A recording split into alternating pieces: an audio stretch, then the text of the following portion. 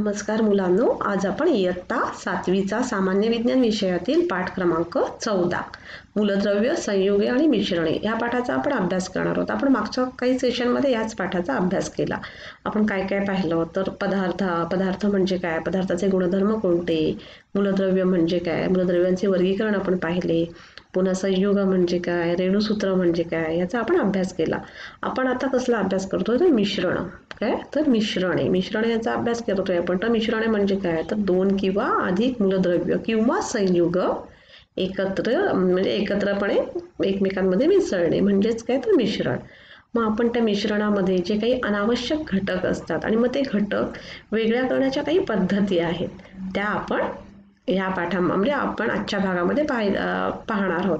आपण मागच्या भागामध्ये सुद्धा ह्यातल्या काही पद्धती पाहिल्या. तर आजच्या भागामध्ये आपण जसे की साध्या पद्धती आहेत ज्या 2-3 जसे की पाखडणे, चुंबक फिरवणे, संप्लवन आणि आपण एक दुसरी पद्धत पाहणार आहोत म्हणजे ऊर्ध्वपातन पद्धत म्हणजे डिस्टिलेशन मेथड. यांचा अभ्यास आपण आजच्या भागामध्ये करणार आहोत. कळलं? तर आता पाखडणे, विनोइंग. मुलांनो, तुमच्या आई सुद्धा घरी पाखडत असेल ना, काही धान्य भात वगैरे पाखडते. मग पाखडल्यामुळे काय होतं तर वजनाने हलके जे पदार्थ असतात म्हणजे वजनाने हलके आणि मिश्रणातून आपल्याला जे काढायचे असतात जे वजनाने हलके असतात ते वेगळे केले जातात. म्हणजेच काय तर वजनाने हलके आणि मिश्रणातून काढून टाकायचे पदार्थ पाखडून वेगळे केले जातात. उदाहरणार्थ शेतात धान्य स्वच्छ करताना ही पद्धत वापरली जाते. आता तुमच्या आई सुद्धा घरी म्हणजे आपलं सूप घेऊन अशी फुणत असते की नाही बघा, ह्या फुणत असते. त्याच्यामुळे काय होतं तर गव्हामध्ये जे काही हलकं आणि म्हणजे जे नको असलेला आपल्याला पदार्थ असतो तो आपल्याला वेगळा करता येतो. त्याला काय म्हणतात तर पाखडणे हे म्हणतात.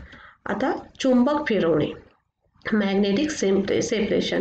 मुलांनो, तुम्हाला तर माहिती आहे आजकाल तर किती भेसळ होते आपल्या अन्नपदार्थांमध्ये. म्हणजे आता आपल्या रव्यामध्ये वगैरे काय होतं तर लोखंडाचे कण मिक्स केले जातात. त्यामुळे असे पदार्थ खाल्ल्यामुळे आपलं आरोग्य धोक्यात येतं. मग आपण आता ते अनावश्यक जे मिश्रणामध्ये जे काही घटक आहेत मग ते वेगळे करण्यासाठी असे लोखंडी घटक वेगळे करण्यासाठी आपण चुंबकाचा वापर करू शकतो. मग मिश्रणात जर लोखंडी वस्तूची भेसळ झाली असेल तर काय तर त्यावर चुंबक फिरवून ते कण वेगळे करता येतात. हे बघा मुलांनो, इथे आहे की नाही बघा, इथे काय दाखवलंय, हे चुंबक दाखवलंय आणि हा रवा दाखवलाय आणि त्याच्यामध्ये काय आहे तर लोखंडाचे कण आहेत. ते लोखंडाचे कण चुंबकाला चिपकले आणि मग अशा पद्धतीने आपण चांगला रवा म्हणजे मिश्रणापासून अनावश्यक जे घटक आहेत ते वेगळे करू शकतो. म्हणजेच काय तर रव्यातील लोखंडी चुरा या पद्धतीने वेगळा करता येतो. मिश्रणात जर लोखंडी वस्तूची भेसळ झाली असेल तर त्यावर चुंबक फिरवून ते कण वेगळे करता येतात. आता संप्लवन. तुम्ही संप्लवन हे मागच्या म्हणजे इयत्तेमध्ये शिकलेला आहात. संप्लवन म्हणजे काय तर संप्लवन या पद्धतीमध्ये काय होतं तर घन पदार्थ थेट वायुरूपात अवस्थांतरित करता येतात. काय म्हणजे घन पदार्थ थेट वायुरूपात अवस्थांतरित करता येतात. उदाहरणार्थ कापूर, ॲल्युमिनियम क्लोराईड सारखे पदार्थ मिश्रणापासून आपल्याला वेगळे करता येतात ह्या संप्लवन या पद्धतीचा वापर करून. समजलं? म्हणजे आपण आता म्हणजे साध्या पद्धती कुठल्या पाहिल्या तर मिश्रणात आपल्या जर जे काही अनावश्यक घटक असतात ते वेगळे करण्यासाठी आपण मागच्या सेशनमध्ये सुद्धा गाळणे, चाळणे आपण इत्यादी पाहिलं ना, पाखडणे. आता चुंबक फिरवणे, संप्लवन अशा साध्या पद्धती आपण पाहिल्या. आपण आता पुढच्या भागामध्ये काय आता आपण अजून काय शिकणार आहोत पुढच्या भागामध्ये नाही म्हणजे ह्याच भागामध्ये आपण जी डिस्टिलेशन मेथड म्हणजे ऊर्ध्वपातन पद्धती याची आपण आता माहिती घेणार आहोत. आणि ती पद्धत कशी म्हणजे त्या पद्धतीचा वापर करून आपण कसे पदार्थ वेगळे करणार आहोत ह्याची आपण आता माहिती पाहूया. आता ही ऊर्ध्वपातन पद्धत त्याला इंग्लिशमध्ये काय म्हणतात मुलांनो तर डिस्टिलेशन मेथड. काय म्हणतात तर डिस्टिलेशन मेथड असे म्हणतात. आता डिस्टिलेशन मेथड ही मेथड ऊर्ध्वपातन पद्धत ही कशासाठी वापरली जाते तर द्रावणातून द्राव्य बाहेर काढण्यासाठी. काय तर द्रावणातून द्राव्य बाहेर काढण्यासाठी आणि अशुद्ध द्रव पदार्थ शुद्ध करण्यासाठी ही वापरली जाते. ही पद्धत कशासाठी वापरली जाते तर द्रावणातून द्राव्य बाहेर काढण्यासाठी आणि अशुद्ध द्रव पदार्थ शुद्ध करण्यासाठी ही पद्धत वापरली जाते. कळलं. आता ही पद्धत म्हणजे ही जी आता आपली ही पद्धत आहे तर ती कशा पद्धतीने वापरली म्हणजे ऊर्ध्वपादन पद्धत ही कशा पद्धतीने वापरली जाते हे आपण एका प्रयोगाच्या सहाय्याने आपण ते पाहूया. कळलं. या पद्धतीचा म्हणजे कशा पद्धतीने ही वापरली जाते हे डिस्टिलेशन मेथड म्हणजे तर त्याच्यासाठी आपण एका म्हणजे प्रयोगाच्या द्वारे आपण ते पाहूया. तर त्याच्यासाठी आपल्याला काय लागणार आहे तर एक चंबू लागणार आहे. हा बघा ह्या आकृतीमध्ये दाखवला की नाही ह्याला काय म्हणतात चंबू म्हणतात. तर एका ह्या गोल चंबूमध्ये काय घ्यायचं आहे आपल्याला तर पाणी घ्यायचं आहे. कसलं पाणी घ्यायचं आहे तर मीठ टाकलेलं किंवा समुद्राचं पाणी म्हणजे अशुद्ध पाणी आपल्याला घ्यायचं आहे ह्या चंबूमध्ये. आणि आपल्याला ह्या चंबूला ना ह्या 2 छिद्र असलेलं बूच लावायचं आहे. ह्या बुचाला किती छिद्र असली पाहिजे तर 2 छिद्र असलेली. आणि मग एका छिद्रातून काय टाकायचं आहे तर तापमापी टाकायची आहे आणि दुसऱ्या छिद्रातून काचेची वाकडी नळी बसवायची आहे. कळलं. काय घ्यायचं आहे आपल्याला एका चंबूमध्ये पाणी घ्यायचं आहे. कसलं पाणी घ्यायचं आहे तर मीठ विरघळलेलं किंवा समुद्राचं पाणी अशुद्ध पाणी घ्यायचं आहे. आणि या चंबूला काय करायचं आहे तर 2 छिद्र असलेलं बूच लावायचं आहे. एका छिद्रामध्ये तापमापी आणि दुसऱ्या छिद्रातून काय करायचं आहे तर वाकडी नळी जी काचेची वाकडी नळी बसवायची आहे. आता रबरी नळी घेऊन काय करायचं आहे तर रबरी नळी घेऊन तिचे एक टोक काचेच्या नळीला आणि एक संघननी ही बघा ही संघननी नळी आहे. ही कुठली आहे ही बघा ही दाखवली ना इथे ही कुठली आहे तर संघननी नळी आहे. तर आता रबरी नळी घेऊन काय करायचं आहे तिथे एक टोक काचेच्या नळीला आणि दुसरे टोक संघननीच्या नळीला जोडायचं आहे. कळलं. तर संघननीच्या दुसऱ्या टोकाला पुन्हा हे बघा इथे पुन्हा रबरी नळी जोडायची आहे आणि मग ती शंकुपात्रात टाकायची आहे. हे शंकुपात्र आहे. काय आहे हे शंकुपात्र आहे.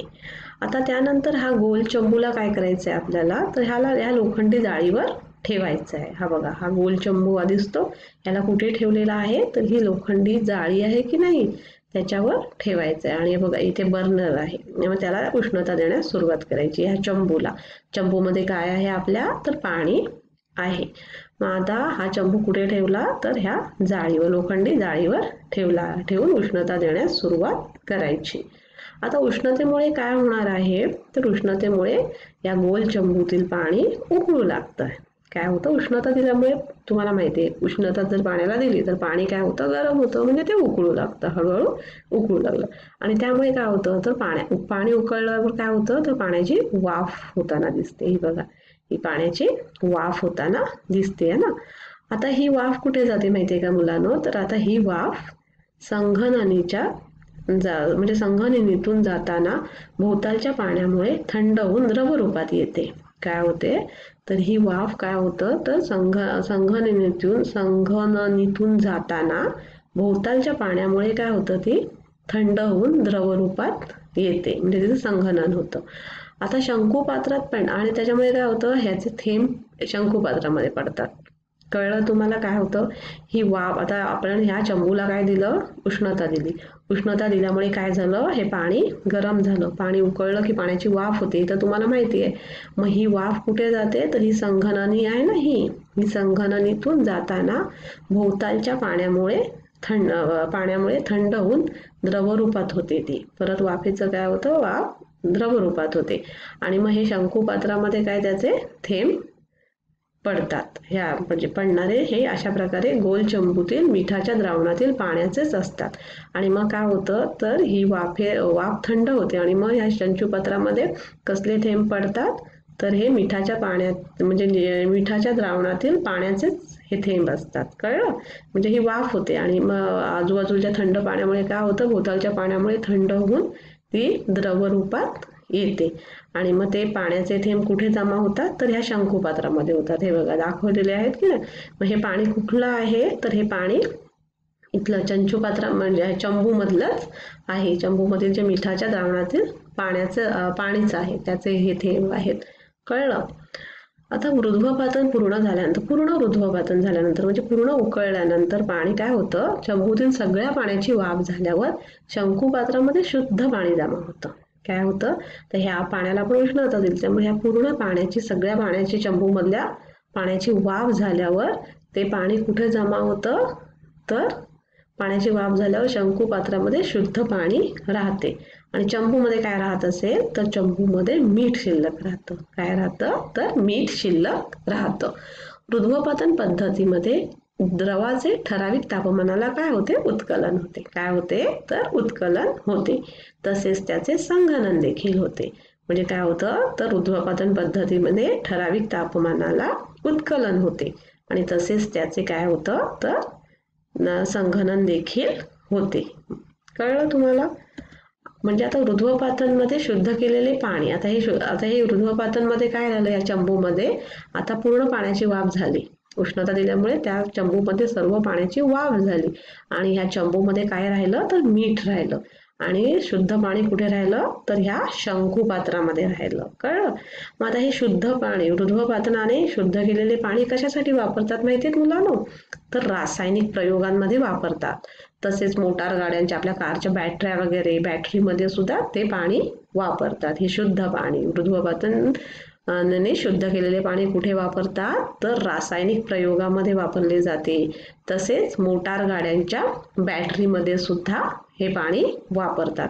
काही देशामध्ये माहिती आहे तुम्हाला, काही देशामध्ये समुद्राच्या पाण्याचे ऊर्ध्वपातन करून त्यापासून पिण्याचे पाणी बनवले जाते.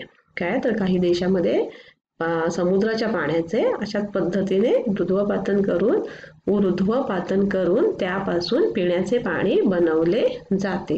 मग तुम्हाला डिस्टिलेशन मेथड समजली का? काय केलं डिस्टिलेशन मेथडमध्ये तर काय केलं, एक चंबू घेतला, या चंबूमध्ये पाणी घेतलं, काय केलं तर समुद्राचं पाणी किंवा मिठाचं पाणी, आणि मग ह्या चंबूला उष्णता दिली. त्याच्यामुळे उष्णता दिल्यामुळे काय झालं तर पाणी उकळलं.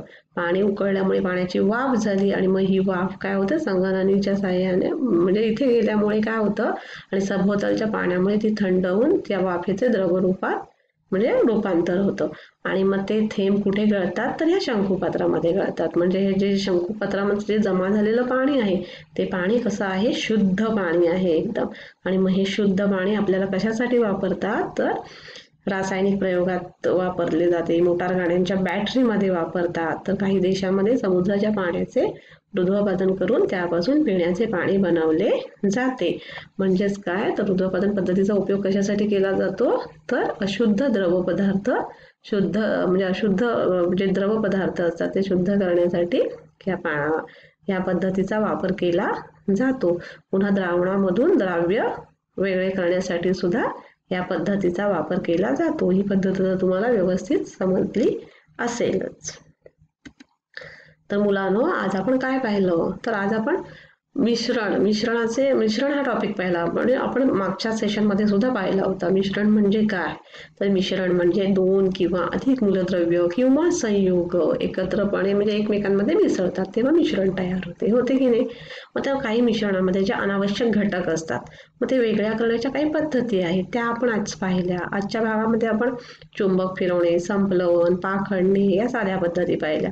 पुन्हा ऊर्ध्वपातन पद्धत म्हणजे डिस्टिलेशन मेथड ही पद्धत पाहिली. ही पद्धतीसाठी काय म्हणजे ही पद्धत कशासाठी वापरली जाते तर अशुद्ध म्हणजे जे द्रव पदार्थ शुद्ध करण्यासाठी ही पद्धत वापरली जाते. आणि ऊर्ध्वपातन पद्धतीने तयार केलेले शुद्ध पाणी हे कशासाठी वापरतात तर इथे वापरतात. कुठे तर मोटार गाड्यांच्या बॅटरीमध्ये वापरतात, काही रासायनिक प्रयोगशाळेमध्ये वापरतात, काही देशामध्ये तर ह्या पद्धतीने समुद्राच्या पाण्याचे ऊर्ध्वपातन करून ते पिण्यासाठी सुद्धा वापरले जाते. आपण मग पुढच्या भागामध्ये अशीच एक पद्धत पाहणार आहोत. म्हणजे मिश्रणातून अनावश्यक घटक म्हणजे वेगळे करण्याच्या ज्या या पद्धती आहेत ती विलगीकरण पद्धत, काय सेपरेशन मेथड आणि सेंट्रिफ्युगेशन म्हणजे अपकेंद्री मेथड आणि रंजक द्रव्य पृथक्करण मेथड हे आपण पुढच्या भागामध्ये पाहणार आहोत. धन्यवाद.